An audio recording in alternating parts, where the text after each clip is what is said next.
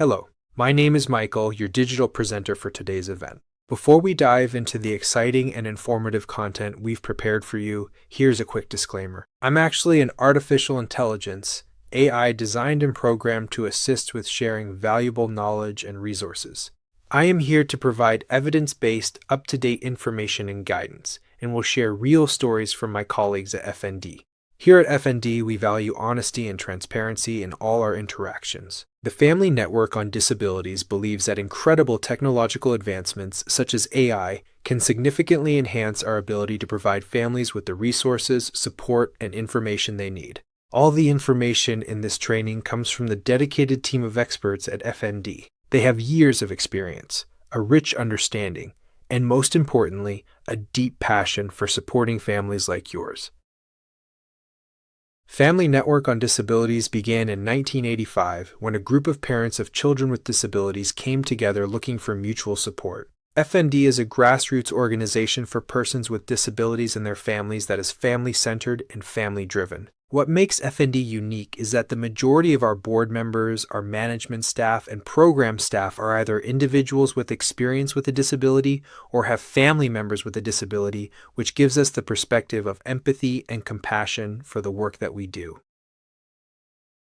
Before we begin, I'd like to share a little bit about Family Network on Disabilities. Family Network on Disabilities started in 1985 by a group of parents of children with disabilities who came together looking for mutual support. FND is a grassroots organization for persons with disabilities and their families that is family-centered and family-driven. What makes FND unique is that the majority of our board members, our management staff, and program staff are either individuals with experience with a disability or have family members with a disability, which gives us the perspective of empathy and compassion for the work that we do. We are a 501(c)(3) nonprofit organization helping families across the state. We're funded in part by the U.S. Department of Education and the U.S. Department of Health through the Health Resources Services Administration. We use all that funding to provide information, resources, support, and training to families, educators, professionals, and providers throughout the state. We do not charge for our services. At this time, we would like to make a disclaimer that we at FND are not attorneys, doctors, or mental health professionals. We do not offer legal or medical advice in our workshops. We are happy to support you with information, resources, and support. We use research-based information in our training and materials. Today, we'll discuss caregiver stress and burnout, tips for taking care of yourself. This is segment 2 of 4. So, let's get started. Finding balance is key. Up to this point, we have been identifying stress and its effects on caregivers. We talked about some of the causes and the toll it could take if not careful. Let's jump into it. Let's give you an analogy. We're trying to stick to the journey analogy. Using the wheels in a car for this analogy, when there's not enough air in your tires or an uneven amount, it can be a very bumpy ride. Loosely speaking, this rough ride can affect not only our own well-being but everyone around us. Those crossing our path, our friends, family, workmates, classmates, and service industry workers we may contact, can all be affected by our full or flat wheel. To continue with this analogy, it makes it difficult to steer straight. You may even have a wreck, causing you not to reach your destination. It's not our intention to upset anyone today. Still, we do want to share that a substantial body of research has identified the burdens associated with caregiver stress. We will give you some examples of each within the following slides. This is why we want to build more balance. There are areas we can try to build up so we can drive straight again, but it can be made difficult by time deficits, emotional strain, health problems, and financial burdens. So, let's dig in a little bit. Time. Parents set very high expectations for themselves. Often, that becomes one of their most significant stressors. You may feel as though your child's success or failure depends exclusively on you. Sometimes, it feels like the clock is running to get them to where they need to be, developmentally or medically. It's inevitable to worry about the future. What does the future hold for your child who's just become an adult? Will they be a productive and independent individual? It's a lot to consider. The next one is emotional strain. There are two different kinds. There are internal stressors and external stressors. The internal stressors might include self-blame. Again, parents may feel guilty associated with a disability or chronic illness. and they might wonder to what degree they're to blame for the disease. Primarily, it's genetic. One may often shoulder the blame and the feeling of failure. That's hard. When behavioral issues occur, ones that a parent does not approve of, they may be unable to discipline without feeling even more guilt. There can be confusion and pain, especially if they don't attain a loving relationship with a child. Some illnesses and disabilities are not conducive to warmth and closeness, but parents want so much to have this kind of relationship with their child. Depending on the child's condition, it may be necessary to adjust expectations and how this relationship will be framed. Then there are other people's perceptions. It can be stressful thinking about the other parents looking at you and wondering if they think you are the cause of the problem. This is an expression of self-blame as well. Some parents either consciously or subconsciously come to the belief that other people hold them responsible for their child's illness. This is very rarely true, but parents may harbor these feelings. The next one is the external stressors, for example, sibling resentment. Brothers and sisters of a child with a chronic disability or illness may feel neglected and angry that mom and dad spend more time with their ill sibling. They may later feel shame or guilt.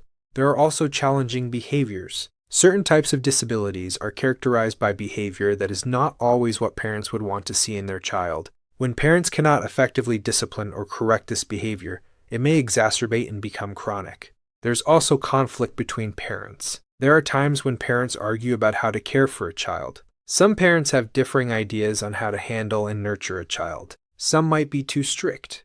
Some may even deny that a problem exists. Many reasons can cause parents to struggle to understand and accept how their relationship evolves because of the stresses of caregiving. There's also seeking appropriate services. Trying to find and obtain professional services suitable for the child is often the best option to help a child. Just like your own children, understanding your own abilities and limitations will help you determine when a parent needs support. Hopefully, they can afford the support. That's a whole financial issue that we'll go into soon. There's also school placement. Where would the child have the best chance of becoming educated and independent? Working with the services offered in these schools for development and growth and finding a school with appropriate facilities and staff can be a difficult process. We must also consider educating other family members and outsiders. Educating someone about your child's disability could be stressful, especially if there's pushback or denial. However, this education is crucial for others who may not understand exactly what the child is experiencing or how to deal with the situation. Next are health problems. We're talking about the parent's health problems. Not only do you have all these stressors which have the potential to cause health problems, but potentially having an additional health problem on top of what you are already dealing with is its own stress. Observational studies have shown increased levels of stress, distress, emotional problems, and depression among caregivers of children with health problems. Things like back pain are prevalent. 70% of mothers of children with physical disabilities have lower back pain. There are also migraines, and headaches are often a given. There are also higher incidences of migraine headaches, gastrointestinal ulcers, and greater overall distress. Then good old anxiety, right? Frustration harms caregiver health and can cause added anxiety. Things like sharing the burden or worrying about the future has a whole mental health component which can cause issues with health. Then there's financial burden. Medical bills can quickly become too much to handle. Additional care, services for the child, doctor visits, and hospitalizations all add up to what may be an already overburdened household budget.